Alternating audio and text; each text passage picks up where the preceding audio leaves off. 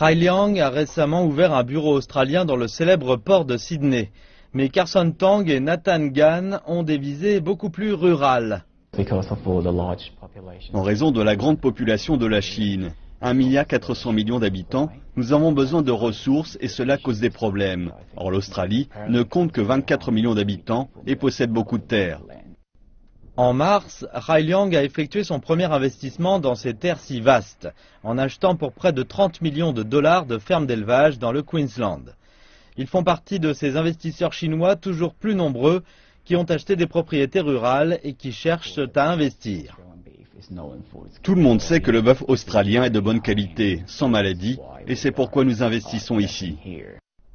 Et le timing est bon, l'accord de libre-échange entre l'Australie et la Chine devrait retirer les dernières barrières aux investissements étrangers et après des années de sécheresse et de prise en baisse, les banques cherchent à vendre des propriétés en faillite.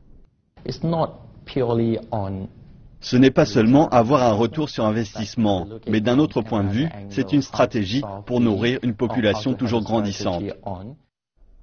Mais tout le monde ne se satisfait pas de cet intérêt étranger pour les fermes australiennes. Le gouvernement australien veut resserrer les règles concernant l'investissement étranger dans l'agriculture et créer un registre des propriétés étrangères. Rai Liang dit cependant ne pas vouloir modifier pour autant ses plans d'achat.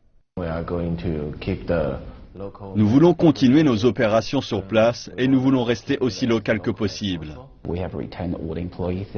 Nous allons encore investir dans des domaines comme l'irrigation, de façon à investir encore et probablement employer davantage de personnes sur place. À l'heure actuelle, la majorité des acheteurs étrangers sont chinois, mais les experts disent que la baisse du dollar et la disponibilité des affaires rurales devraient attirer d'autres pays également.